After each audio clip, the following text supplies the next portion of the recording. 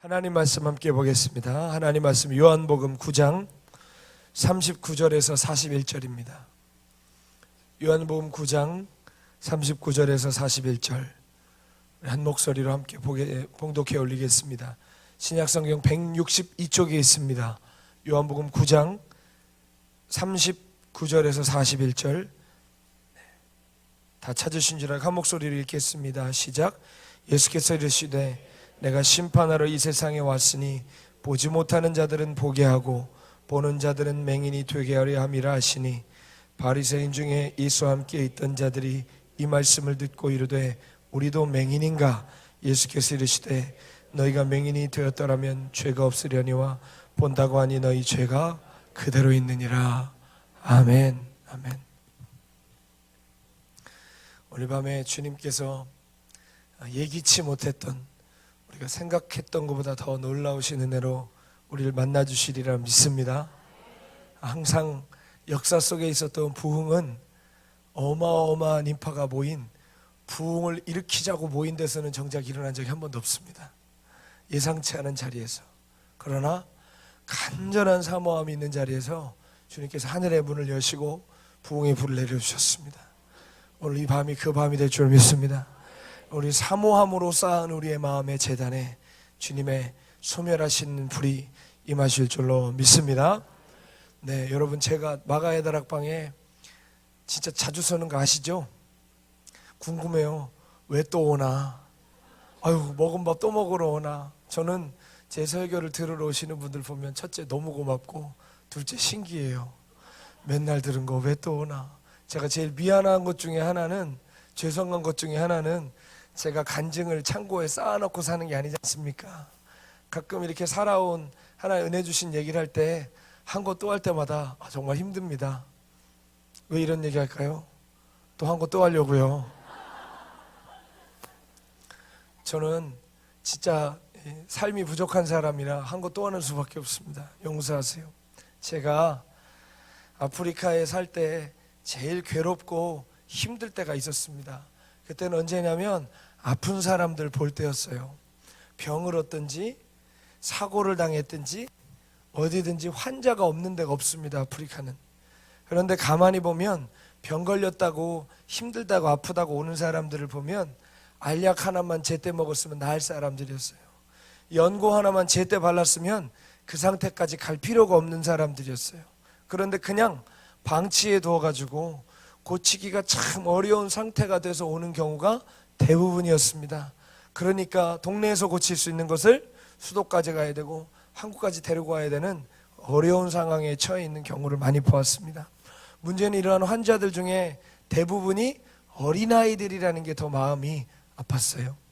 특별히 이 화상을 입었던 환자들, 오늘 오전에도 제가 잠깐 간증을 했었지만 화상을 입었는데도 부모가 제때 조치를 취하지 않아서 팔이랑 옆구리랑 이렇게 붙은 애들, 손이 이렇게 손바닥이랑 손가락이 녹아서 이렇게 붙은 아이들, 팔꿈치로 붙어서 이렇게 휜 아이들, 뭐 여기가 이렇게 녹아가지고 이만큼 덩어리가 흉터가 돼서 기역자로 팔이 구부러져서 평생 살고 있는 아이들, 이 화상 아이들을 봤습니다. 근데 부모가 그냥 두어서 그렇게 됐어요. 또 귀가 먹었는데도 부모가 조치를 취하지 않아서 결국은 말까지 못하게 된 아이도 있었고요. 나뭇가지에 눈이 찔려가지고 눈이 멀어가는데도 그냥 부모가 두어서 눈을 적출할 뻔한 아이도 있었습니다. 정말 가지각색의 아이들이 다 있었는데요. 네, 여러분 지금 제가 이런저런 아이들의 어떤 사건과 사고를 이야기 드렸는데 공통된 문장이 하나 있는 거 여러분 눈치채셨습니까? 뭐가 있죠? 네? 부모가 그냥 두어서 전혀 눈치를 못 채셨던 것 같습니다. 제가 여러분을 너무 과대평가한 것 같습니다. 부모가 그냥 두었어요. 화상을 입었는데 그냥 두고, 귀가 먹었는데 그냥 두고, 눈이 찔려서 멀어가는데 그냥 두어서 아이들이 죽을 뻔한 지경에 이르렀었습니다. 여러분 우리 같으면 화상 입어서 팔이 이렇게 옆구리랑 늘어붙어가지고 붙어있으면 그거 그냥 두겠습니까? 눈이 가시에 찔려서 멀어가고 있으면 애들 그냥 자라고 그냥 두겠습니까? 집을 팔고 땅을 팔아서라도 아이를 고치려고 백방 노력을 하시겠죠. 그런데 이 부모들은 염소 한 마리는커녕 염소젖 한 병을 팔아서 아이를 고치려고 하지는 않더라고요. 심지어 제가 정말 분개했던 것이 뭐냐면, 수술의 기회가 생겨서 제가 차를 그 동네까지 보내줬는데도 아이가 떼쓰고 보챈다고 번거롭다고 그 차를 안 타더라고요. 애가 죽어가는데 걔 여러분 팔이 이렇게 눌러붙었었어요. 눌러붙어가지고 어린아이 3살짜리 애가 맨날 울어요. 얼마나 아프겠어요. 여기 화상 입어서 이렇게 이만큼 눌러붙어 있는데 그거 애가 보챈다고 제가 수술을 시켜준다는데 차를 안 태워 보내더라고요. 봉고차까지 빌려서 그 지역에서 수도까지 가려면 7시간 반 걸렸습니다. 그래서 저는 이제 제 차로 따로 가고 환자들을 따로 봉고차에 태우기 위해서 봉고차를 그 동네로 보내줬어요. 우리 집에서 그 집까지 1시간 반은 가야 되거든요. 근데 그 친구가 아무리 전화를 해도 시간이 돼도 안 오는 거예요. 전화를 해보니까 애가 보챈다고, 안 간다고 그랬다고 그냥 가래요. 번거롭고 귀찮대요. 여러분, 그때 제가 어떨까요? 마음이 화가 나더라고요. 진짜 가서 내가 정말 이거 어떻게 끌고 가서 두드려 팰 수도 없고, 아니 내 새끼도 아니고 지 새끼인데 어떻게 애비라는 인간이 이럴 수가 있을까, 막 마음에 분이 나더라고요. 그래서 제가 그러면 안 되는데 전화통에 대고 소리를 질렀어요. 네가 애비냐? 내가 너보고 돈 내라 그랬냐? 내가 병원까지 데려오라 그랬냐? 차를 보내서 애만 태워 보내라는데 어떻게 그거를 안 하냐? 막 제가 선교사지만 막 분노를 했던 기억이 납니다. 그리고 끊었는데요, 조금 있다가 전화가 와서 뭐라고 그러냐면 차를 보내달래요. 그럼 가겠대요. 여러분, 보냈던 차는 이미 다른 애를 다 타고 수술 일정 때문에 벌써 출발했어요. 차를 다시 보내달라는 거예요. 여러분, 참 이거 대단한 겁니다. 대단한 똑배짱입니다. 그래요, 안 그래요? 지금 솔직히 말하면 야 네가 알아서 해 하고 끊고 싶은데요, 제가 그때 뭐였죠? 선교사였잖아요. 이 차를 다시 보내주면 간다고 그러는데 화가 나고 분통이 터지는데 그래도 어쩌겠어요. 또 제 안에 저도 모르게 배워먹은 게 있어가지고 갑자기 이 질문이 확, 질문을 하지도 않았는데 떠올랐어요. 예수님이라면 어떻게 하실까? 이게 사람 죽이는 겁니다. 그래서 당연한 답이 나오죠. 무슨 답을 생각할 게 어디 있어요. 그래서 기다려라. 그러면 내가 몇 시까지 가겠다. 제가 그 봉고차 뒤따라가던 차를 돌려서 제가 그 지역으로 다시 사막으로 들어갔습니다. 그래서 궁시렁거리면서 그 집까지 제가 가가지고 그 아이를 제가 업고 나왔습니다. 그리고 수술을 다 시켰습니다. 그런데 그 아빠가 얼마나 꼴보기 싫은지 아주 미워 죽겠는 거예요. 아주 그냥. 더군다나 아이들은요, 입원하고 어떻게 바로 퇴원이 가능하겠어요. 성형수술을 받은 건데 쉽게 말해 여기 살 찢어내고 엉덩이에 있는 살 붙여다가 막 이식하고 그랬는데 어떻게 금방 퇴원하겠습니까? 그래서 수술 다 하고 나서 부모들을 먼저 떠나보냈는데요, 여러분, 그 환자들이 떠나는 날 입원실 안에 있는 비품을 다 합쳐갔어요. 여러분, 적어도 저를 생각하면 그러면 안 되는 겁니다. 그래요, 안 그래요? 아니 다 고쳐주고 수술비 다 내주고 입원비 다 내주고 오고 가는 차비 다 내주고 머무르는 동안 먹고 입고 자는 거 다 해줬어. 그러면 안 되는 거잖아요. 그런데 그렇게 해요. 뭐 대단한 건 아니에요. 슬리퍼, 옷, 방석 이런 거 갖고 간 거예요. 얼마나 가난하면 그랬겠냐마는, 여러분 솔직히 제가 지금까지 한 걸 생각하면 화나요, 안 나요? 이렇게 하면 안 되는 거잖아요. 전화를 해서 어떻게 이럴 수가 있냐, 이걸 어떻게 갖고 가냐 라고 물어보니까 아주 쿨해요. 몰랐대요. 준 줄 알았대요. 여러분, 그 당황스러움과 그 충격은, 그 절망과 분노는 이루 말할 수가 없습니다.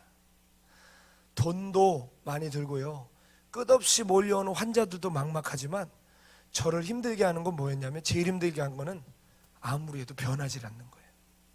아무리 해도 변할 기미가 안 보이는 거예요. 그게 사람 진짜 힘들게 하는 거 아니겠습니까? 그렇죠? 죄인들이 많이 오는 것보다 더 힘든 건 뭘까요? 죄인들이 죄의 포커스를 두지 않고 떡만 얻어먹고 갈 때 제일 힘든 거 아니에요? 그렇죠? 병만 고치고 갈 때 제일 힘든 거 아니에요? 예수님의 마음을 요만큼 이해할 수 있었습니다. 여러분, 그런데 가만히 살펴보면 아프리카 사람들의 삶의 뿌리에는 지독한 무지함이 있다는 걸 발견해요. 단순히 가난하고 못 배워서 그런 게 아닙니다. 이 사람들의 삶에 그냥 이렇게 사는 삶이 배어 있는 거예요. 조상 때부터 학습된 무기력과 무지함이 배어 있는 거예요. 팔자련이 생각하고 그냥 두는 거예요. 그리고 그냥 두고 그렇게 사는 것이 잘못된 줄을 모르고 있는 거예요. 그래서 약 한 번만 바르면 되는데, 조금만 수고하면 되는데 결국은 눈을 적출해야 되고요, 귀가 먹었는데 벙어리까지 돼야 되고요, 신체가 늘어붙은 채로 평생을 살아가야 되는 거예요. 부모의 무지함 때문에. 여러분 아시겠지만 무지함이라는 건 단순히 못 배우고 가난해서 오는 게 아닙니다. 여러분 우리 어른들 중에서도요, 얼마든지 가난하게 사셨지만 배움은 짧으셨지만 지혜로우신 분들 계시죠? 보지를 못하셨습니까? 그렇잖아요. 무지함이라는 건요, 많이 배웠건 못 배웠건 상관이 없이 누구에게나 올 수 있는 정신적이고 영적인 견고한 진입니다. 이거는 단순히 배움이 짧아서 그런 게 아니에요. 이거는 정말 견고한 진이라고 표현할 수밖에 없을 만큼 한 사람의 삶을 얼마나 저주와 정말 그 어둠 가운데로 붙들고 끌고 가는지 모릅니다. 여러분 무지함이란 뭘까요? 무지함, 이건 어려운 해석이 필요가 없습니다.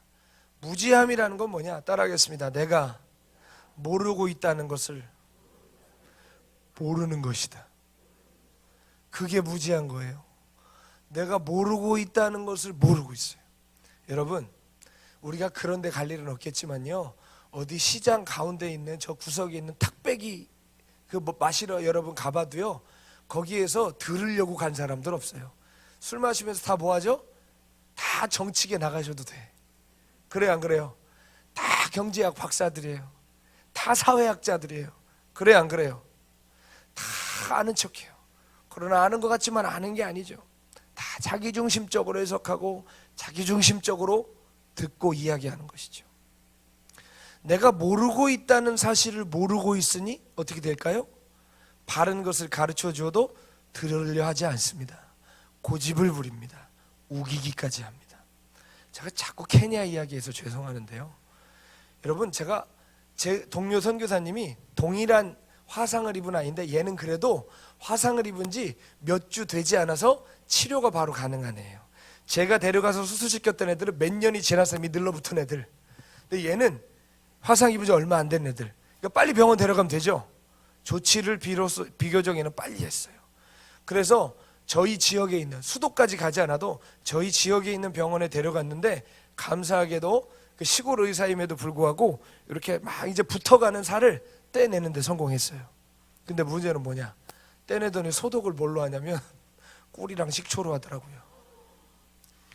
여러분 의사면요 케냐에서도 배운 사람입니다. 거기서도 공부 열심히 해야 의사 돼요. 근데 이 사람 너무 황당한 짓을 하는 거예요. 화상 입어서 방금 전에 화상 이거를 늘어붙은 부분을 떼어냈는데 그 다음에 식초와 꿀을 갈 때마다 바르더래요. 왜 이러냐, 이거 큰일 난다라고 얘기해도 뭐래요? 이게 맞는 거라고 우기더래요. 당신이 의사냐 내가 의사지 그러더래요. 기가 차서 할 말이 없는 겁니다. 여러분 무지한 사람의 특징이 이런 거예요. 잘못된 지식, 잘못된 경험, 잘못된 정보, 잘못된 배움임에도 불구하고 내가 잘못된 것을 모르거니와 누가 잘못된 것을 알려줘도 끝까지 인정을 안 하고 우기는 것이죠. 세상에서 가장 돌이키기 어려운 사람들이 무지한 죄에 빠진 사람들입니다. 자기가 모르고 있다는 사실을 모르는 거예요. 이게 바로 무지한 거예요. 아시겠습니까? 무지한 사람들의 특징이 있습니다. 세 가지가 있는데, 첫째, 내가 잘 안다고 생각할까요? 모른다고 생각할까요? 잘 안다고 생각해요. 내가 잘 알고 있다고 생각해요. 그러나 잘 아는 지식으로 남을 가르치려 하지만 정작 자기는 배우려고 해야 하네요? 자기는 배우려고 하지 않습니다. 둘째, 틀린 것을 누가 지적해 줬을 때 맞다고 끝까지 우깁니다. 그런데 우기고 우겼는데도 안 되면 어떻게 되죠? 화를 냅니다. 분을 냅니다. 이게 무지한 사람들의 특징이에요. 셋째, 자신의 생각을 바꾸려는 의사가 전혀 없으니 어떻게 될까요? 그 완고함이 더해지는 거예요. 갈수록 자기 생각과 완고함이 더해져서 변화의 가능성이 점점 더 희미해지는 것이 무지한 자들의 특징이라는 것입니다. 거듭 말씀드리지만 무지함은 뭐 배움의 기간이 짧다거나 모자라다는 이야기가 아닙니다. 내가 모르고 있다는 것을 모르는 게 무지한 거예요. 어설피 알고 있는데 많은 것을 알고 있다고 착각하는 거예요. 내가 통찰력이 있다고 착각하는 거예요. 여러분, 벼는 익을수록 고개를 숙인다고 하죠. 여러분, 퀴즈 하나 내보겠습니다. 학사, 석사, 박사, 교수의 차이가 뭔지 아세요? 학사는 뭐예요? 대학 나온 사람. 석사는 대검까지 나온 사람. 박사는 박사 학위까지 한 사람. 교수는 박사 후 과정, 교수 과정까지 한 사람이에요. 제일 많이 배운 사람인데 인터넷을 보니까 재밌는 글이 있더라고요. 학사, 대학만 나온 사람들은 이런 생각을 한대요. 나는 이제 모든 것을 다 안다 생각을 한대요. 석사는 어떠냐? 공부를 더 해보니 모르는 게 조금 더 있는 것 같다 생각을 한대요. 박사가 되면 어떻게 되느냐? 생각보다 모르는 게 많구나 라는 걸 생각한대요. 교수는 무슨 생각을 하냐? 나는 아무것도 모르는데 내가 얘기하니까 학생들이 다 믿더라. 그게 교수래요. 네? 이해가세요? 배울수록 뭐예요? 모르는 게 많다 적다? 모르는 게 많다는 걸 스스로 인정해요. 근데 어디 가서 주워 들은 애들, 책 한 권 읽은 사람이랑 싸우지 말래잖아요. 그것밖에 모르니까. 그래요, 안 그래요? 배울수록 오히려 내가 모름을, 내가 부족함을, 이것이 내가 틀린 것일 수 있음을 인정해요, 사람은. 그런데 짧을수록 어때요? 자기가 다 안다고 생각해요. 목사들이 참 설교하기 두려운 대상들이 누군지 아십니까? 누구게요? 신학생들이에요. 신학생들. 아무것도 모르면서 다 아는 줄 알거든요. 신학교 채플 가서 목사들이 설교할 때 제일 힘들대요. 지네 목회 해봤어요, 안 해봤어요? 설교 제대로 해봤어요, 안 해봤어요? 근데 목회 학을 배웠거든. 설교 학을 배웠거든. 어디서 주워 들은 건 많거든. 다리 탁 꼬고 앉아서 이렇게 들어요. 제일 힘들어요. 못 배운 사람들이 힘든 게 아니라 조금 배워놓고 다 안다고 생각하는 사람이 제일 힘든 거예요. 아시겠습니까? 여러분, 배움의 깊이가 깊어갈수록 내가 모르는 것이 너무 많다는 것을 깨달아야 정상입니다. 우리 신앙도 똑같아요. 신앙이 깊어갈수록, 주님을 알아갈수록 우리는 정말 아무것도 아님을 깨달아야 할 줄로 믿습니다. 영적으로 무지한 사람일수록 자신이 많이 한다고 생각해요. 영적으로 무지할수록 어디 가서 뭐 훈련받고 오면 와서 막 그거 얘기하기 바빠요. 막 복음이면 충분하다 그러고 막 진리가 결론이 되라 그러고 어디서 듣고 와가지고 어디 단기 선교 한번 갔다 오면 기승전 선교예요. 그냥 무조건 열방이에요. 골방은 썩어가는데 내 집은 무너져가는데 무조건 열방. 이 무지한 사람들이에요, 여러분. 아시겠습니까? 지금 터가 무너져가는데도 어디 가서 듣고 오면 이게 다인 줄 아는 거예요. 자기가 뭔가 남들이 못 해본 거, 남들이 못 들어본 것을 들어봤기 때문에 내가 깨어있고 내가 앞선다고 착각하는 거예요, 여러분. 아시겠습니까? 그런 무지함에서 벗어나야 합니다. 영적으로 무지할수록 누군가 나에게 변화를 요구할 때마다 불편해해요. 고집부리고 우기고 결국에는 마음이 틀어져서 바른 것임에도 불구하고 대적하는 데까지 이르게 되는 것입니다. 여러분, 우리가 재밌습니다. 내가 뭔가 정치를 할 때도 여기가 보수의 표를 주시는 분도 계시고 진보의 표를 주시는 분도 계신데요. 여러분, 솔직하게 양심에 손을 얹고 한번 속으로만 대답해 보세요. 내가 진보파면 보수파가 뭔가 조금 잘못한 거면 어떻게 느껴지죠? 저건 탄핵감이에요. 그래요, 안 그래요? 근데 반대로 진보가 잘못을 했으면 어때요? 잘못한 이유가 있다고 생각을 해요. 그래요, 안 그래요? 여러분, 그거 왜 그러는 줄 아세요? 왜 이렇게 유치하고 치사해 주는 줄 아세요? 내가 뭐를 지지하기로 결정하고 뭐를 믿기로 결정하면 그러면 안 되는 건데 거기에 내 정체성을 투여하는 거예요. 이해하십니까? 나는 보수 편인데 보수가 실수하면 가리고 싶은 거예요. 왜? 나를 투영하니까 그런 거예요. 이해하세요? 나를 투영할 이유가 있습니까, 없습니까? 없어요. 우리가 가지고 있는 지식이요, 틀릴 수 있어요. 근데 왜 우리는 자꾸 틀린 거를 거부하려고 그러죠? 왜 자꾸 우기고 싸워내려고 그러죠? 나를 투영하는 거예요. 그거 틀렸다고 고백한다고 내 인생 어그러지지 않아요. 아멘? 그럼에도 불구하고 우리는 내 의견에, 내 사역에, 내 믿음에, 나의 어떤 의사에 내 존재를 투영하는 거예요. 그러니까 자꾸 이게 꺾어지고 이게 무산이 되고 이게 무시가 당하면 내가 무시당하고 내가 꺾여지고 내가 무너진다고 생각하는데 실제로 그렇다 안 그렇다? 아니라는 거예요. 근데 자기를 자꾸 투영하는 거예요. 여러분, 내가 틀릴 수도 있는 거예요. 틀린 것을 내가 잘못했다고 얘기하는 사람은 무식한 사람이 아니라 겸손한 사람이에요. 아멘입니까? 단편적인 지식에, 파편적인 영적 체험에, 일시적인 사역의 흥함에 스스로 취하여서 내가 어느 정도 깨어있다고 성숙한 사람이라고 착각하면 안 됩니다. 주님이 이 땅에 계실 때 가장 싫어하셨던 부류가 누구였죠? 바로 자기가 잘 안다고 생각했던 사람이었습니다. 내가 맞다고 생각하는 사람들이었습니다. 내가 옳고 바르다고 생각하는 사람을 가장 증오하셨습니다. 그 대표적인 사람들이 누구죠? 바리새인과 서기관들이었습니다. 이 시대의 바리새인과 서기관들은 목사도 될 수 있고 선교사도 될 수 있고 장로 권사도 될 수 있습니다. 자기가 옳다고 생각하고 우기는 사람들은 다 그 부류인 겁니다. 오늘 우리가 읽은 본문 말씀은 우리가 너무나 잘 아는 말씀이죠. 나면서부터 맹인된 자의 눈을 침과 진흙을 이겨 발라주시고 그 자리에서 뜨게 하신 게 아니라 실로암 못에 가서 씻으라고 했습니다. 그렇죠? 그리고 그의 눈이 보게 된 사건 여러분 알고 계시죠?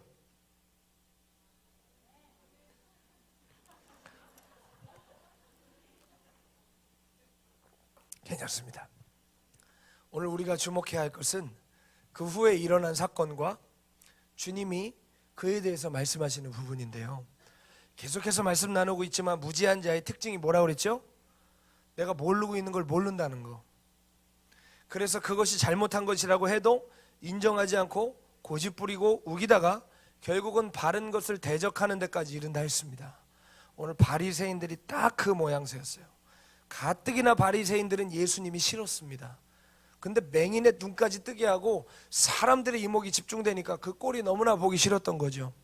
그런데 바리새인들이 뭔가 하나 딱 꼬투리를 잡을 만했던 것이 그날이 무슨 날? 안식일이었습니다. 아니 아까 이 사건 아냐고 했을 때는 아무 말도 안 하더니 안식일인 거 어떻게 하세요? 서운해요. 네, 그날은 안식일이었어요. 이때다 싶어서 바리새인들이 눈뜬 맹인을 붙들어 옵니다. 그래서 어떻게든 예수님을 책잡으려고 이잡듯이 쥐잡듯이 취조합니다. 나중에는 그 부모까지 불러오죠.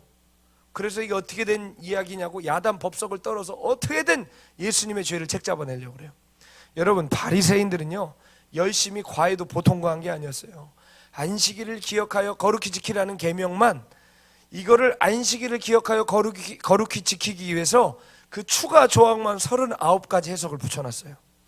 안식일을 기억하여 거룩히 지키라. 아멘이시죠? 뭐가 기억하여 거룩히 지키는 거예요? 어떻게 하면 거룩히 지키는 거예요? 네? 아니 기억하여 거룩히 지키라며요. 근데 뭐가 거룩히 지키는 거예요? 주일 성수 열심히 하는 거예요?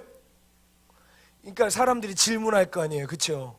바리새인들 보고, 바리새인들이 율법의 선생들이니까 어떻게 하면 거룩히 지키나요? 라고 얘기하니까 지들이 거기다가 줄을 달아놓은 거예요. 여러 가지가 있죠. 몇 가지만 얘기하면 안식일에 밥 깔지 마, 불 피우지 마, 1km 이상 걸어가지 마, 글씨 2글자 이상 쓰지 마, 반대로 2글자 이상 지우지 마, 추수하지 마, 타작하지 마. 추수하지 마라는 말은 뭐까지 포함되느냐? 가다가 비벼서 먹는 것도 안 되는 거예요. 어디서 많이 들어본 것 같지 않아요?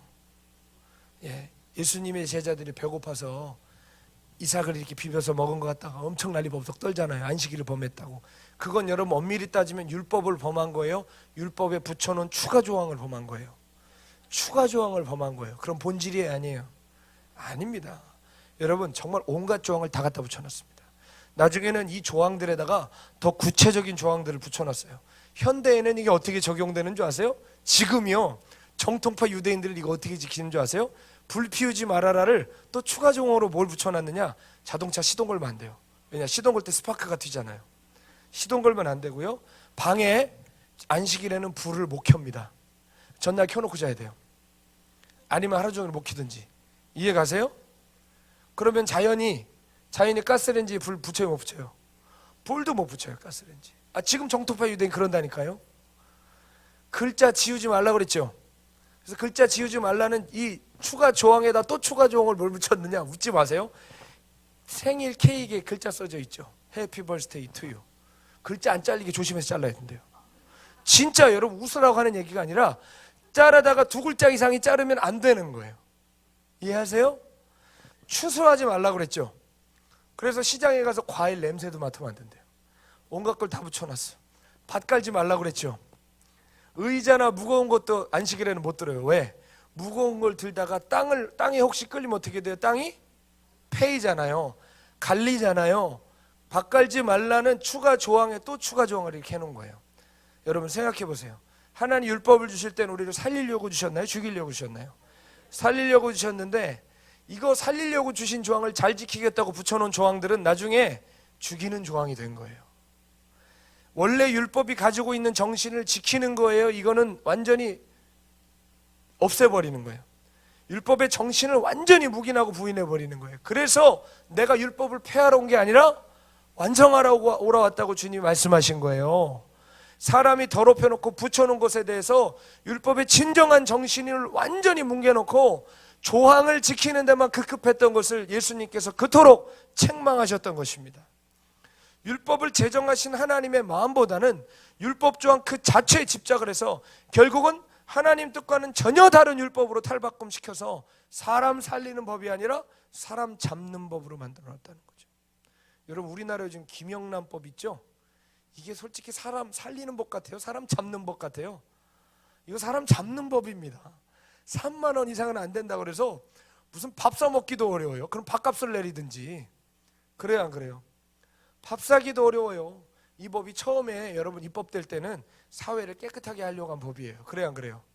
사회를 깨끗하게 만들려고 입법된 법인데 너무 과하게 적용이 되고 여기저기 다 적용되니까 사회를 깨끗하게 하는 걸 넘어 사회를 경직시키고 있더라는 겁니다. 여러분 바리새인과 서기관들은요, 율법을 연구하고 그것을 입법시켜서 그것을 사람들에게 지키게 하고 지키지 못하는 사람들에 대해서 처벌할 수 있는 권한도 있었어요. 쉽게 말해 민주주의 사회는 삼권 분립 사회죠. 입법, 행정, 사법이 있죠. 조선시대 살고 계십니다.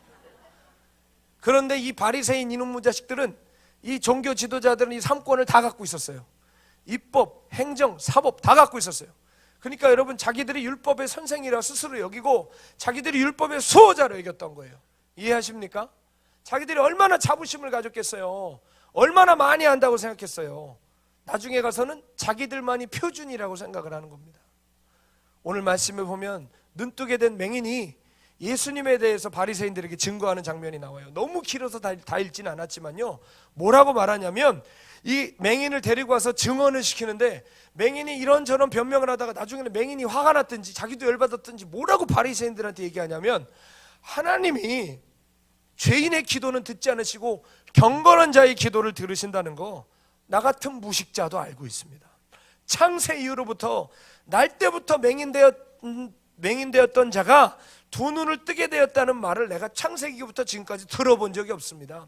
내가 뜬 사람이고요, 예수님 그분이 하나님께로부터 온 자가 아니라면 어떻게 내가 눈을 뜨지 아니할 수 있겠습니까? 예수님은 하나님께로부터 온 자입니다. 바리새인들은 책 잡으려고 그러는데 오히려 이 눈뜬 맹인은 뭐라고 고백해요? 예수님이 하나님께로부터 온 자다. 이렇게 이야기하니까 바리새인들이 뭐라고 대답합니까? 덥지 않으셨죠? 34절 보면 그들이 대답하여 이르되 내가 온전히 죄 가운데서 나서 우리를 가르치느냐 하고 이에 쫓아내어 보내니라. 어디 죄 가운데 태어난 놈이 우리를 가르치려들어? 율법도 모르는 천한 놈이, 근본도 없는 놈이 우리를 가르치려들어? 이렇게 말하면서 쫓아내더라는 것이죠. 주님 오늘 그래서 그들에게 뭐라고 경고하십니까? 오늘 우리가 읽은 말씀이죠. 너희가 스스로 본다 하느냐? 너희가 스스로 본다 함으로 너희는 맹인이 될 것이다. 너희가 안다고 생각하느냐? 너희는 가장 무지한 자가 될 것이다. 나는 너희와 같이 본다 하는 자들을, 안다 하는 자들을 심판하러 이 세상에 왔다. 그러나 나는 영적 맹인이다. 나에게 은혜가 필요합니다라고 고백하는 자는 보게 할 것이다. 나는 모른다고 얘기하는 자에게는 알게 할 것이다. 그러나 나는 본다, 나는 안다 하는 자들은 맹인과 무지한 자가 되리라 라고 말씀하시는 것입니다. 사랑하는 성도 여러분, 여러분 어떠십니까? 혹 보지 못하는 자인데 본다고 착각하고 계시지 않습니까? 하나도 모르는 자인데 다 알고 있다고 계시지 않습니까? 내가 어떤 사람인지, 여러분 이게 무서운 거예요. 내가 어떤 사람인지 남들은 다 아는데 나만 모르는 거. 이거 저주입니다, 여러분. 저주. 왜 나만 모를까요?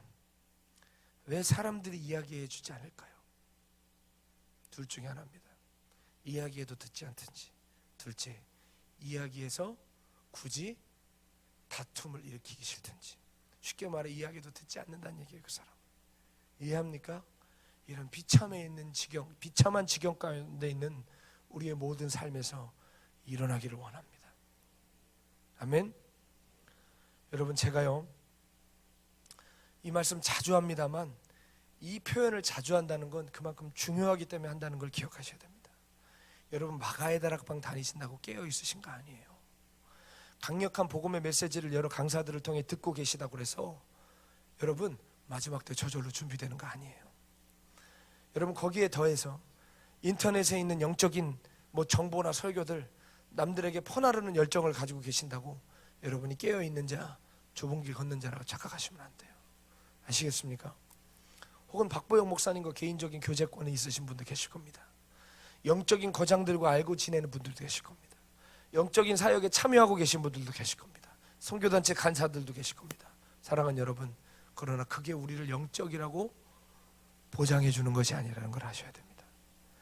잘 아셔야 돼요. 어떤 지식이나 어떤 내가 누구와 관계가 있다거나 내가 어디에 속해 있다거나 하는 것들은 우리의 영혼을 기만하기에 가장 좋은 것들이에요. 아멘. 남들보다 더 많이 기도하십니까? 남들보다 더 많은 음성 듣고 남들보다 더 많은 하늘의 영광을 맛보셨습니까? 착각하지 마세요. 그게 우리를 하나님의 사람이라고 저절로 증거해 주지 않습니다. 교회에서 싸우는 사람들 보면 기도한다는 사람들이 싸우던가요? 대강 다니는 사람들이 싸우던가요? 기도한다는 사람들이 싸웁니다. 음성 듣는다는 사람들이 싸우던가요? 나는 잘 모릅니다 하는 사람들이 싸우던가요? 음성 듣는다 하던 사람들이 항상 다툼의 중심에 있더라고요. 뭐 듣는다, 하루에 몇 시간씩 기도한다, 스스로 속으시면 안 됩니다. 예수님의 성품이 삶에 드러나는 만큼만 진짜입니다. 아멘. 여러분, 진정으로 영적인 자는 내 분수를 알기 때문에 더욱더 겸손해지고 더욱더 주님 옷자락 붙들 준비가 돼 있는 사람들입니다. 진정 깨어있는 자들은 남들에게 회개하라고 고래고래 소리 지르고 남의 교회 홈페이지 쑤시고 다니는 사람들이 아니라 희미한 닭울음 소리에도 가슴 치며 회개할 줄 아는 사람이 정말 깨어있는 사람입니다. 여기 계신 분들 중에 예수 믿은 지 얼마 안 되는 분들 별로 안 계실 것입니다. 대부분 예수 믿은 지 오래되시고 신앙 안에서 산전수전 다 겪은 분들 많으실 겁니다.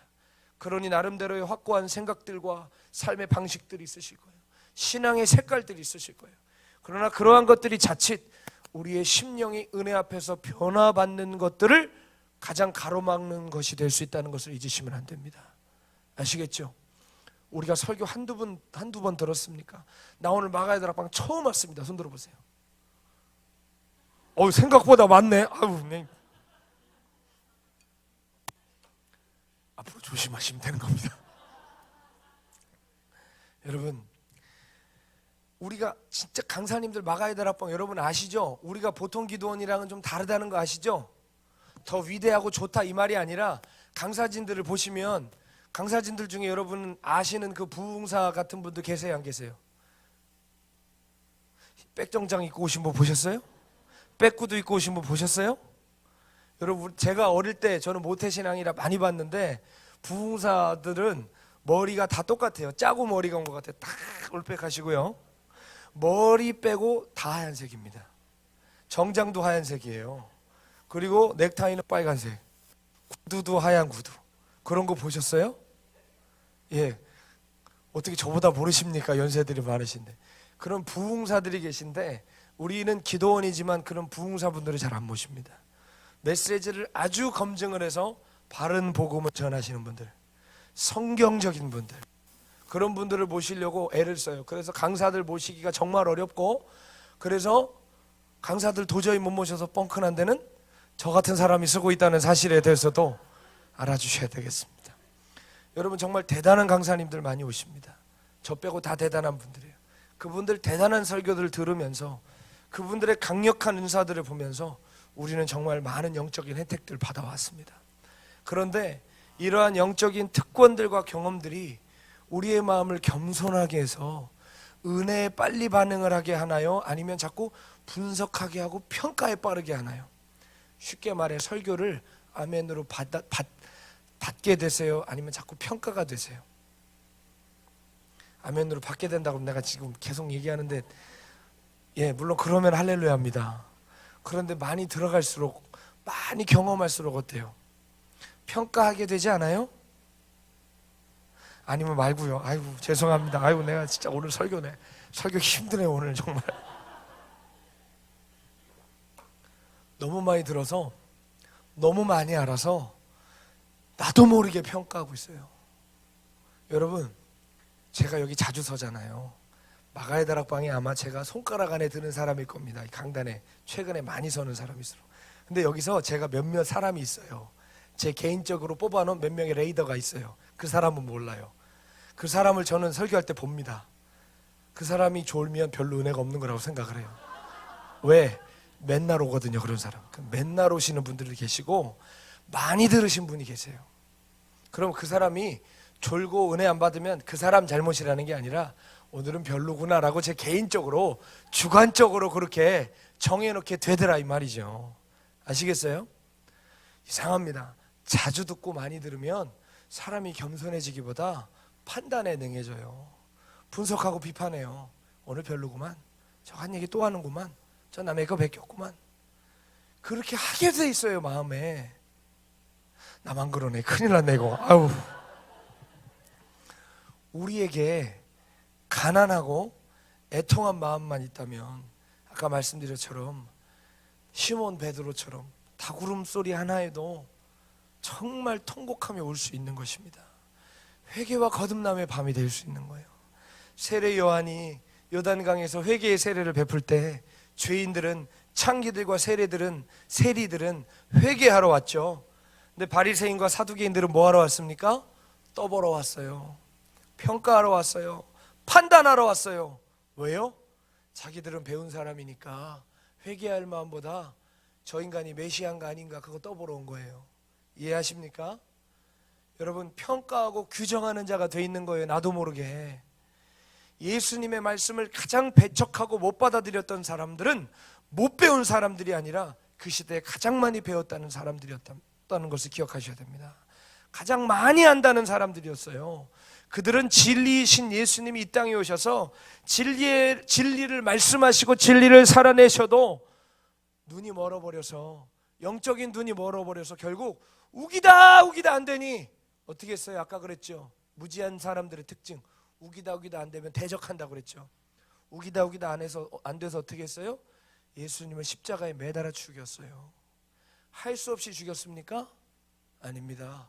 큰 확신 속에 죽였습니다. 예수는 나사렛 이단이요, 율법의 파괴자요, 신성 모독자요, 민중의 선동자라고 반드시 죽여야 한다는 제목을 붙여서 확신 속에 예수님 죽였습니다. 그들의 확신은 어디서 왔습니까? 바른 진리에서 왔나요? 무지에서 온 것입니다. 자기들이 본다고 생각하는, 율법의 수호자라고 생각하는 무지에서 왔다는 것입니다. 그러나 세리와 창기들은 어떻게 했죠?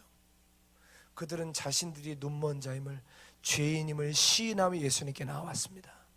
예수님께서 그들의 눈을 뜨게 하시고 그들의 죄를 사하여 주시고 천국 백성 삼아 주셨습니다. 그러나 스스로 본다 하고 뉘우치지 않는 자들에게는 지옥의 불이 예비되어 있습니다. 마태복음 21장 31절로 32절에는 주님 무섭고도 우리 심령을 두드리는 말씀을 하십니다. 내가 진실로 너희에게 이르노니 세리들과 창녀들이 너희보다 먼저 하나님 나라에 들어가리라. 따라하겠습니다. 세리들과 창녀들이 너희들보다 먼저 하나님 나라에 들어가리라. 아멘. 사랑하는 여러분, 우리의 그 어설픈 지식이 우리를 죽이고 있지 않습니까? 우리의 지극히 주관적인 그 체험이 우리를 죽는 대로 끌어가고 있지는 않습니까? 우리의 그 알미, 그 경험이 우리를 영적인 장님으로 무지한 자로 만들어가고 있지 않습니까? 여러분, 주님이 십자가에서 우리를 위해 계속 기도하셨죠. 그 기도의 제목들을 보세요. 뭘 위해 기도하셨나요? 아버지여, 저들을 사하여 주십시오. 용서하여 주십시오. 저들은 지금 자기들이 하는 짓을 알지 못합니다. 뭘 용서해 달라고 그런 거예요? 그들의 무지함을. 십자가에 손과 발에 못 박히신 아픔보다 자신들이 큰 확신 속에, 그러나 가장 어리석은 행동을 하고 있음에도 그것을 알지 못하던 무지함을 용서해 달라고 하나님께 간구하셨습니다. 여러분, 제가 어린 시절에 부르던 복음성가 중에 이런 노래가 있었어요. 주님이 흘린 눈물은 십자가의 무거움이 아니라오, 우리의 무지함을 아파하시며 흘리신 눈물이었소. 주님의 눈물은 십자가의 무거움 때문에 흘린 눈물이 아니라 우리의 무지함에 아파하셔서 흘린 눈물이었다는 것입니다. 우리가 무엇을 몰라서가 아니라 모르고 있다는 것을 모름에 예수님 가장 마음 아파하셨습니다. 여러분, 오늘 혹시 나는 확신을 갖고 행하고 있지만 혹시 주님 보시기에는 한없이 무지함 가운데 행하고 있지는 않습니까? 내 과한 열심이 확신 속에 하고 있지만 혹시 주님의 교회를 무너뜨리고 주님의 마음을 아프게 하고 있지는 않나요? 내 어설픈 지식이 진리를 세우는 것이 아니라 진리를 대적하는 것이 되고 있지는 않나요? 꼭 해야 되는 말이라고, 내가 아니면 안 되는 거라고 그 뱉어낸 그 말이 많은 사람에게 상처를 주고 공동체를 파괴하고 있지는 않나요? 너무 큰 문제는 뭡니까? 아까 말씀드렸죠. 남들은 다 아는데 나만 내가 그렇게 사는 것을 모른다는 것입니다. 남들이 내가 그렇게 살고 있다는 것을 알려주지 않는 것입니다. 그것을 남들이 알려주지도 않으려고 하는 나는 어떻게 보면 그런 사람이 되어 있는 것입니다. 실상으로는 영적으로 무지한 자인데 큰 확신 속에 살지만 실은 가장 버리운 자 같은 자가 우리가 되어 있을 수 있다는 것입니다. 여러분, 솔로몬을 보세요. 솔로몬은 출발이 비교적 순탄했던 왕이 아니었습니다. 아버지 왕이야 백전백승했던 고대 근동의 패자로서 주변 국가들이 두려워하는 왕이었습니다. 그러나 솔로몬은 어때요? 성경을 읽어보셔서 알겠지만 왕위 계승이 순탄했습니까? 아니면 갑자기 왕이 됐습니까? 갑자기 왕이 됐어요. 인지도도 없고 영향력도 없었어요. 아시다시피 그의 형 아도니아가 여러 막강한 신하들을 등에 업고 무단으로 왕이 되려고 했다가 다윗이 끼어들어서 무산됐죠. 이 말은 솔로몬이 탄탄한 기초 위에 왕이 되지 못했다는 것을 뜻합니다. 그는 불안한 정세 속에 왕이 되었습니다. 그러나 그때 솔로몬이 택했던 것이 무엇이었죠? 개인의 영향력을 확장하려 한다거나 군 통수권을 장악하려고 한 것이 아니었습니다. 솔로몬은 지혜를 택했습니다. 어떤 지혜였냐? 가만히 생각해 보니 자신의 아버지 다윗의 근본을 생각했을 때도 다윗 왕도 탄탄한 시작이 아니었거든요. 그러나 그의 근본을 따라 올라가 보니 자신의 아버지가 베들레헴 들판에서 양치는 목동이었는데 그를 붙들어 일으켜 세우셨던 하나님이 계셨음을 솔로몬은 깨달았어요. 그래서 어떻게 했죠? 하나님을 찾기 시작했습니다. 1000번제를 주님께 드립니다. 주님께서 그 밤에 솔로몬에게 나타나셔서 네가 무엇을 원하느냐? 라고 물어보십니다. 그때 솔로몬이 무엇을 주님께 구했죠? 우리가 여러분 성경 잘 읽으셔야 됩니다. 지혜를 구했다 그러는데 지혜를 구했다고 성경에 나온 적이 없습니다. 뭘 구했죠? 따라합시다. 듣는 마음. 듣는 마음을 달라고 그랬어요. 듣는 마음. 열왕기상 3장 9절에 보면 누가 주의 이 많은 백성을 재판할 수 있사오리까? 듣는 마음을 종에게 주사 주의 백성을 재판하여 선악을 분별하게 하옵소서. 듣는 마음이 무엇입니까? 하나님의 음성을 듣는 마음, 하나님의 뜻을 청종하는 마음을 달라는 거예요. 아멘. 겸손하고 열린 마음을 주십시오. 언제든지 하나님의 마음을 듣고 순종할 수 있는 마음을 제게 달라고 한 겁니다. 나는 모르니 하나님 도와주십시오. 나는 약하니 하나님 붙들어 주십시오. 겸손히 하나님의 하나님 되심을 인정한 거예요. 이 기도가 하나님의 마음에 들었다라고 성경이 얘기합니다. 여러분, 왜 우리가 솔로몬이 지혜를 구했다고 착각하는 줄 아세요? 하나님이 솔로몬에게 뭐라고 얘기하시냐면, 네가 부와 명예와 권세와 영토를 구하지 않고 내게 지혜를 구했다 라고, 하나님이 오히려 지혜를 구했다고 말씀을 하세요. 지혜는요, 남들보다 많이 배우고 탁월한 이해 능력을 가진 게 지혜가 아니에요. 하나님 차원에서 지혜는 뭐예요? 내가 피조물임을 알고 귀를 기울여 들을 마음이 있는 것, 듣고 순종할 수 있는 겸손한 마음을 갖는 게 지혜라는 거예요. 그래서 여러분, 잠언서에 뭐라고 말씀하십니까? 지혜의 근본은 뭐예요? 하나님을 경외하는 것. 하나님을 경외하는 게 뭐예요? 하나님은 하나님이시고 나는 피조물임을 아는 거예요. 나는 아무것도 아님을 아는 거예요. 아멘. 여러분, 그러나 어떻죠? 훗날 솔로몬이 가장 지혜 없을 때 그는 하나님께 지혜를 얻었죠. 그러나 나중에는 훗날 모든 사람들이 솔로몬이 세상에서 가장 지혜로운 왕이라고 칭할 때가 왔어요. 그런 때가 왔죠. 그런데 그때 솔로몬은 하나님 앞에서는 가장 무지한 자가 되었습니다. 이방 여인들과 정략 결혼하고 우상에게 분향하고 산당을 예루살렘 사방에 세우면서 하나님 앞에 악을 행했습니다. 가장 지혜롭다 여길 때 실상은 가장 우둔한 자가 되었습니다.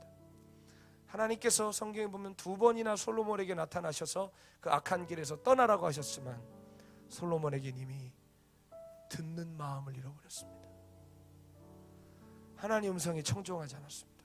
자기 확신과 믿음을 가지고 그는 죽는 날까지 그렇게 살았습니다. 여러분, 그거 아세요? 권불 10년이라고 권세가 10년 안 간대잖아요. 근데 솔로몬에게는 아니었어요. 죽는 날까지 권세 지켰어요.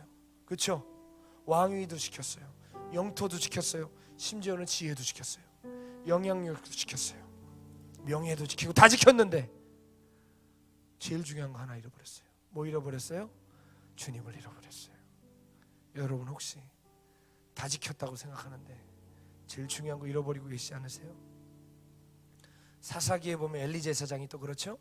온 백성들이 그의 비행을 알았고 원성이 높았지만 엘리 제사장은 그거에 대한 바른 조치를 취하지 않아요. 하나님의 말씀이 임하지 않고 이상이 잘 보이지 않는 영적 어둠의 때임에도 불구하고 엘리는 조치 취하지 않아요. 결국 어떻게 됩니까? 그의 가문은 멸망하고 그의 며느리가 죽으면서 여호와의 궤를 블레셋에게 빼앗길 때 해산하면서 죽어가는 엘리의 며느리가 뭐라고 얘기합니까? 이가봇! 하고 소리를 지르면서 죽죠. 이가봇이 뭐예요? 하나님의 영광이 이스라엘을 떠났다 이 말입니다. 우리는 버림받았다 이 말이에요. 여러분, 혹시 우리도 솔로몬같이 엘리같이 되어가고 있지 않습니까? 듣는 마음 잃어버리고 영적인 눈이 멀어 우리도 이가봇 되어가고 있지 않습니까? 우리가 무언가 모르고 있었다는 사실은 여러분, 주님의 은혜가 임해야만 깨달을 수 있어요. 사울은 어땠습니까? 자기가 아는 자라고 생각했잖아요. 펄펄 날뛰면서 다메섹 도상으로 달려갔잖아요. 그렇죠? 자기가 옳은 일을 하고 있다고 착각했잖아요. 그가 언제 그것이 죄임을 깨달았습니까? 태양보다 밝은 찬란한 빛이 다메섹으로 달려가던 그에게 비추었을 때 그의 눈이 멀어버려 땅에 고꾸라져 부활하신 주님의 음성을 들었을 때 그때서야 자기가 잘못된 길로 달려가고 있다는 걸 알았습니다. 오 주님, 오늘 이 밤에 우리에게 그 음성을 들려주십시오. 열정을 가지고 확신을 가지고 달려가지만 내가 죽음의 길로 달려가고 있고 가시채 뒷발질하는 것 같은 그 삶에서 돌이키게 하여 주십시오. 영적인 무지에서 깨어나게 해주십시오.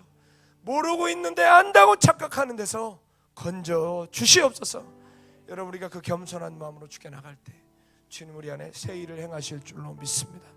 오늘 그 회심의 밤 다메섹으로 가던 도상에서 돌이키는 그 찬란한 빛이 오늘 우리의 심령에 비춰지기를 주 예수 그리스도의 이름으로 간절히 축원합니다.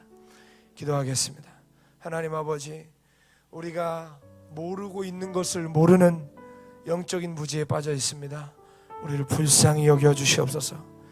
온전하고 바른 길로 돌이키게 하나님, 우리에게 그 생명의 빛, 다메섹의 밝은 빛을 우리에게 비춰 주시옵소서. 주님께 돌이키고 회개하는 이 밤 되기를 원합니다.